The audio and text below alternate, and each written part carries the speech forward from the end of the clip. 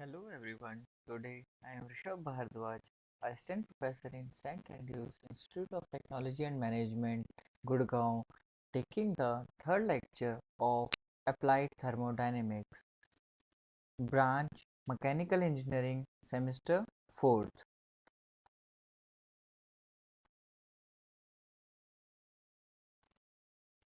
This is our lecture 3.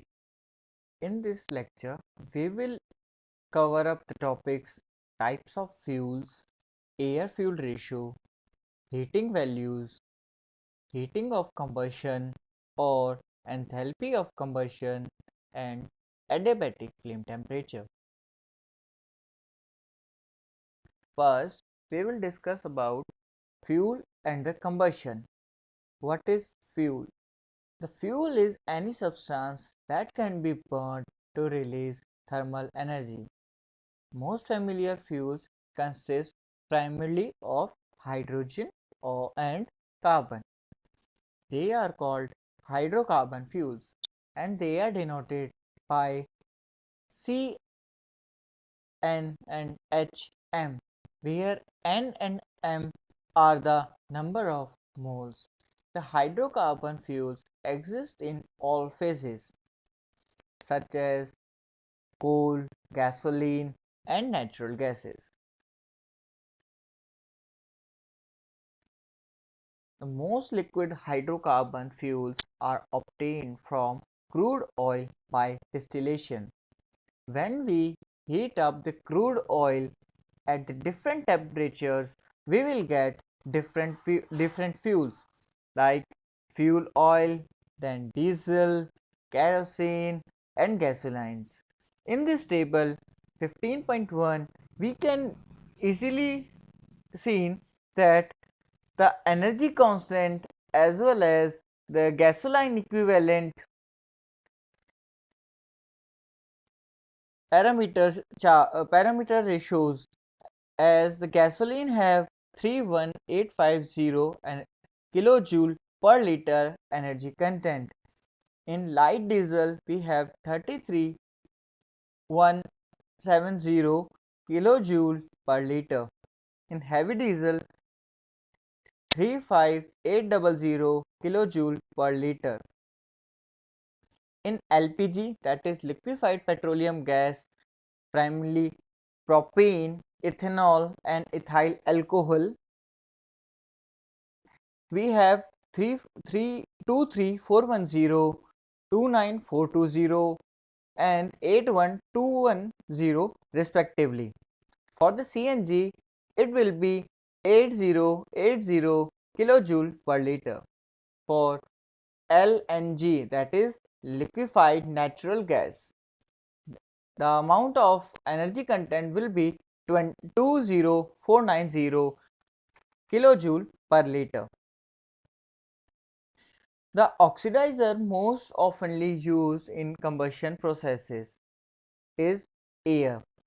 On 1 mole or a volume basis, dry air is composed of 20.9% of oxygen, 78.1% nitrogen and 0.9% of argon and small amount of carbon dioxide, helium, neon and hydrogen are present in the environment. In the analysis of combustion process, the dry air is approximate as 21% of oxygen and 79% of nitrogen by mole numbers. 1 kilomole of oxygen, if we add in 3.76 kilomole of nitrogen, that implies to 4.76 kilomole of air. Combustion is chemical reaction during which fuel is oxidized and a large quantity of energy is released. The fuel must be brought above its ignition temperature to start the combustion. The minimum ignition temperature in atmospheric air are approximately 260 degrees Celsius for gasoline, 400 degrees Celsius for carbon, 580 degrees Celsius for hydrogen, and 610 degrees Celsius for carbon monoxide, and 630 for methane. If we add 2 kilogram of hydrogen and add 16 kilogram of oxygen molecule, that implies to 2 kg of hydrogen and 16 kilogram of oxygen compound. Proportion of the fuel and air must be in the proper range of combustion to begin. For example, natural gas does not burn in air in concentration less than 5% or greater than 15%.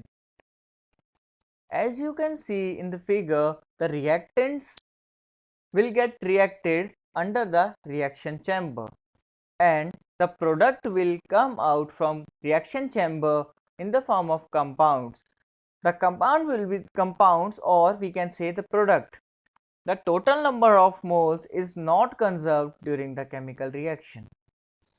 In a steady flow, the combustion process, the components that enter the reaction chamber are called reactants, and the components that exits are called products. Let's discuss about air fuel ratio. The air fuel ratio is usually expressed on a mass basis and is defined as the ratio of mass of air to the mass of fuel for the combustion process, where in this equation you can see AF is equal to M air and upon M fuel, where M is mass and N is the number of mole and capital M is molar mass. The fuel air ratio, the reciprocal of air fuel ratio. The fuel 1 kg of fuel and 17 kg of air will comes into reaction chamber as a reactants, and in the combustion chamber air fuel ratio is equal to 17, and the product that will comes out, that will be 18 kilogram. The air fuel ratio represents the amount of air used per unit mass of fuel during the combustion.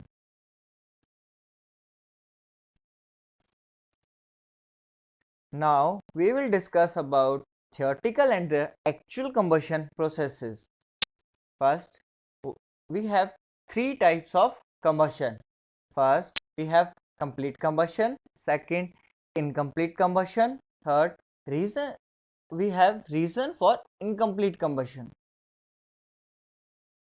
If all the carbon in a fuel burns to carbon dioxide, all the hydrogen burns to water, and all sulfur burns to sulfur dioxide, then we can say that it is complete combustion.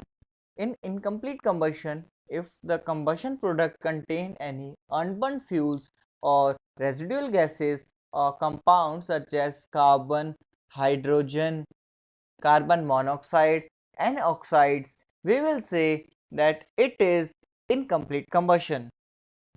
Now we will discuss the reason for incomplete combustion. For the incomplete combustion, the factors that can affect, that is insufficient oxygen. Second, insufficient mixing in the combustion chamber during the limited time that the fuel and the oxygen are in contact. Third, dissociation. The dissociation will take place at very high temperature. Oxygen, as you can see in air fuel ratio, the fuel CnHm and air will goes into the combustion chamber, where the product will comes out NCO2, the number of moles of carbon dioxide, M/2 number of molar mass of water contents, and excess of oxygen and nitrogen. A combustion process is complete if all the combustion components of the fuel are burnt into completion. Oxygen have much greater tendency to combine with oxygen than it does with carbon. Therefore, the hydrogen in the fuel normally burns to completion, forming completing water. Now we will discuss about psychometric or theoretical air. The minimum amount of air needed for complete combustion of a fuel is known as psychometric or theoretical air. Chemically correct amount of air or 100% theoretical air. Now we have psychometric or theoretical combustion, the ideal combustion process during which a fuel is burned completely with theoretical air. Now what is excess air? The amount of air in excess of psychometric amount, usually expressed in the term of psychometric air as present air or present theoretical air. What is deficiency of air? The amount of air less than psychometric amount, often expressed as percent deficiency of air. Equivalence ratio, the ratio of actual air ratio to the psychometric fuel air ratio. If we talk about the table, the 50% of excess 50% excess air is equal to 150% of theoretical air. 200% of excess air, which implies to 300% of theoretical air. 90% theoretical air will implies that 10% deficiency of air. In this equation, the CH4 plus 2 the bracket of oxygen plus 3.76 mole of nitrogen, these are all the reactants that implies to and form a product, that is carbon dioxide plus 2 moles of water plus 7.52 moles of nitrogen. In this process, no unburnt fuel left, no free oxygen in product form. The complete combustion process with no free oxygen in the product is called theoretical combustion.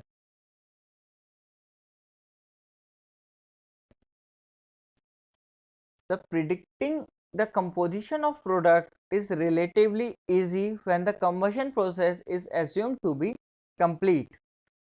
When the actual processes in the actual combustion processes, it is impossible to predict the composition of the product on the basis of mass balance alone.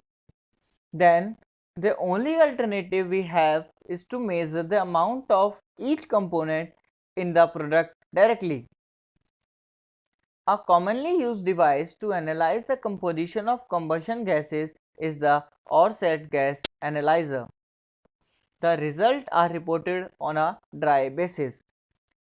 Initially, we have assumed that in before table 100 kilopascal at 25 degrees Celsius gas sample including carbon dioxide 1 liter.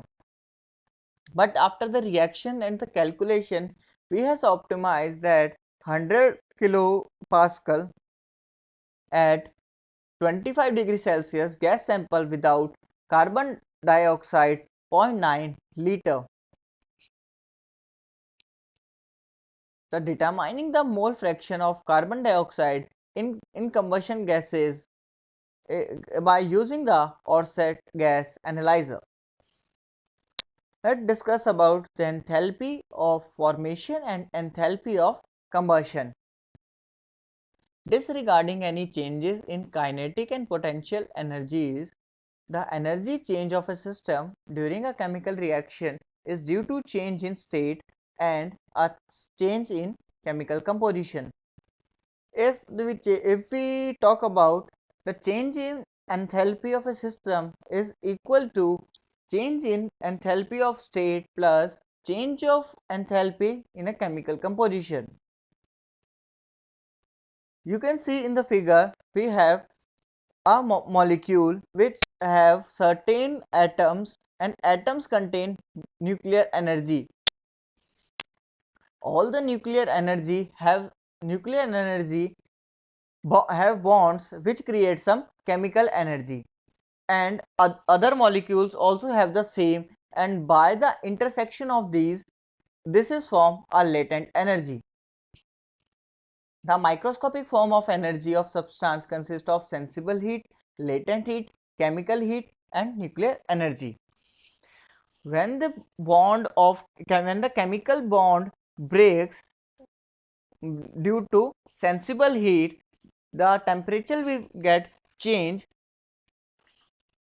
and the bond between the atoms also loses. When the existing chemical bonds are destroyed and new ones are formed during the combustion process, usually a large amount of sensible energy is absorbed or released.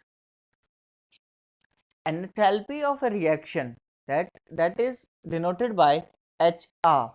The difference between the enthalpy of a product and a specific state and the enthalpy of the reaction at the same state for a complete reaction. The enthalpy of combustion Hc is the enthalpy of reaction for combustion process is represents the amount of heat released during a steady flow combustion process when 1 kilomole of fuel is burned completely at the specific temperature and pressure. The enthalpy of formation Hf, the amount of energy is absorbed or released during the process as the component is formed from its stable element during a steady flow process at specified state. To establish a starting point, we assign the enthalpy of formation of all the stable elements such as oxygen, nitrogen, hydrogen and carbon a value of 0 at the standard reference state of 25 degrees Celsius and 1 atm. If we talking about the heat is equal to the enthalpy of a product minus enthalpy of reactant, that could be minus 393,520 kilojoule per kilomole. Enthalpy of a combustion is implies to heat, that is minus 393,520 kilojoule per kilomole Celsius, and the enthalpy of formation of heat, that will be minus 393,520 kilojoule per kilomole of carbon dioxide. 1 kilomole carbon at 25 degrees Celsius and 1 atm combined with 1 kilomole of oxygen at 25 degrees Celsius and 1 atm forms a product under the combustion process, that is 1 kilomole of carbon dioxide and 25 degrees Celsius at 1 atm. Heating values. The amount of heat released when a fuel is burned completely in a steady flow process, the amount are returned to the state of the reactants. The heating value of a fuel is equal to absolute value of the enthalpy of the combustion of the fuel. Higher heat values, HHV, is the short form of higher heat value. When the H2O in the product is in the liquid form, LHV, it means lower heating value. When the water in the product is in vapor form, we call this at LHV. The higher heating value of a fuel is equal to the sum of lower heating values of the fuel and the latent heat of vaporization of water in the product. Heating value higher heating value is equal to lower heating value plus mass of the product plus heat into enthalpy of fuel and gas at the presence of water vapor. For the fuel with variable composition like coal, natural gas, fuel oil, the heating value may be determining by the burning them indirectly into the bomb calorimeter. Now we have a topic, first law of analysis of reacting system. The energy balance equation we have studied, we can write in the form of enthalpy is equal to HF plus H minus H naught. This is the steady flow equation in kilojoule per kilomole.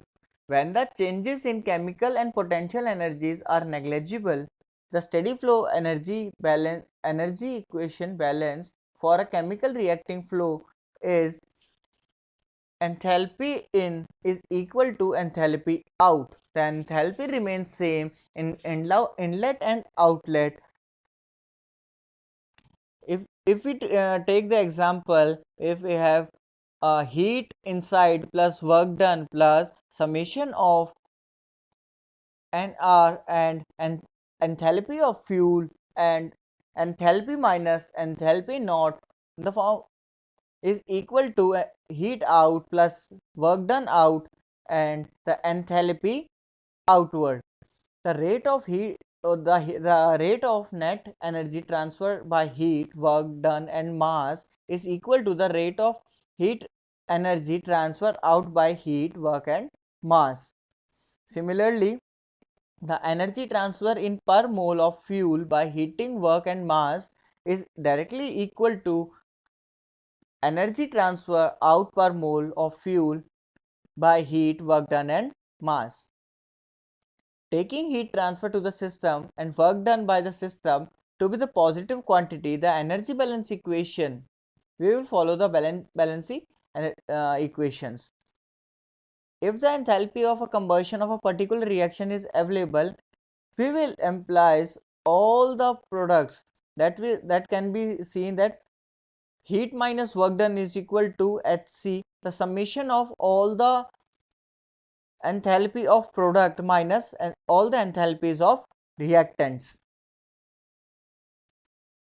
Q out or heat output, that will be energy in biomass per mole of fuel is equal to energy out of mass per mole of fuel. Steady flow combustion process do not involve any work interference. Also, combustion chamber normally involve heat input but no heat involve heat output but no heat input. If we have a closed system, taking heat transfer to the system and work done by the system to be positive quantity, the general closed energy balance equation relation can be expressed by the stationary chemical reacting closed system and system as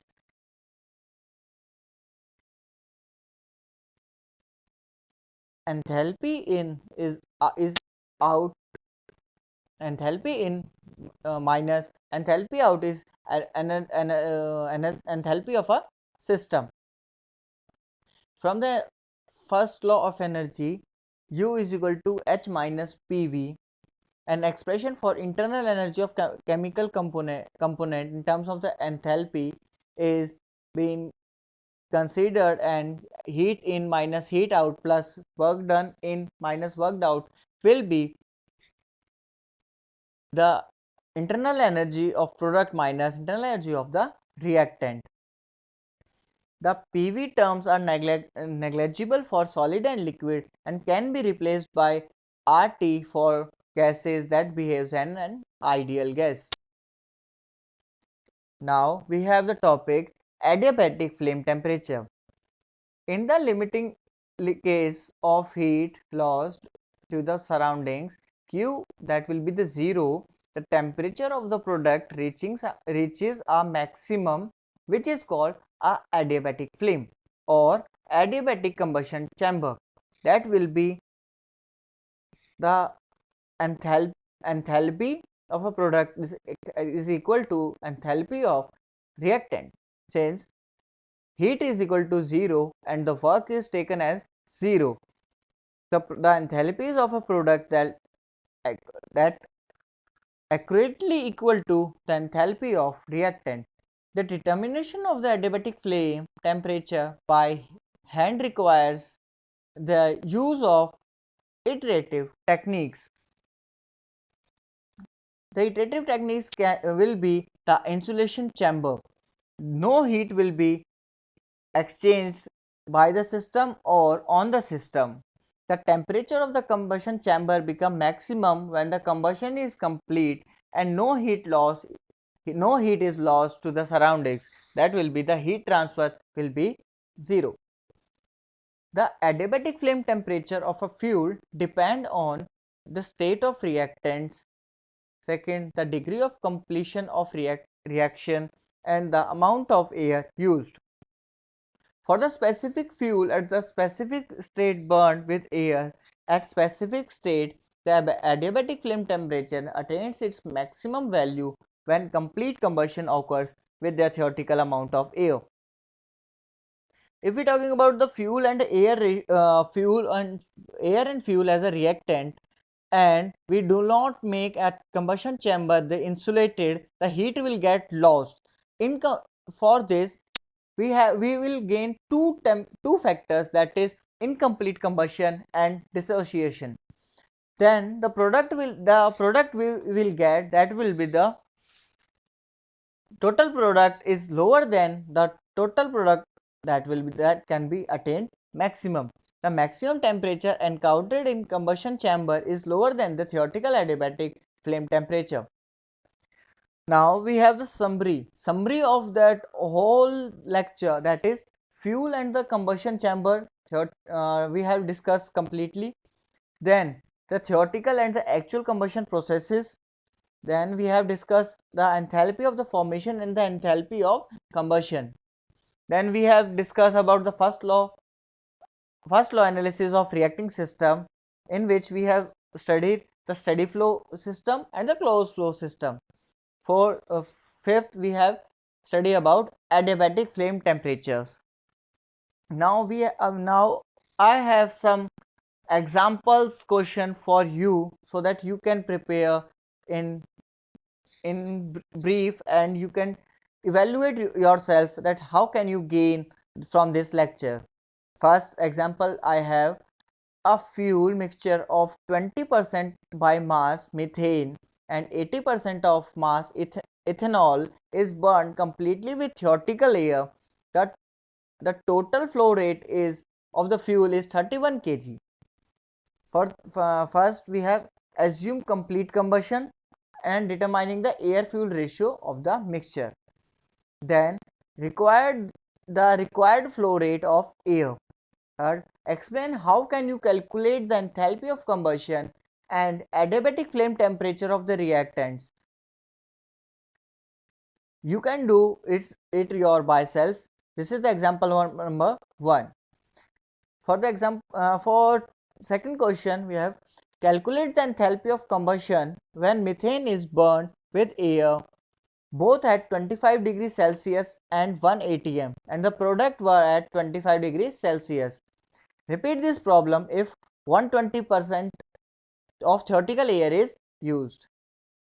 For third question, we have determining the adiabatic flame temperature of the product when hydrogen is burned with 20% excess air during the steady flow combustion process.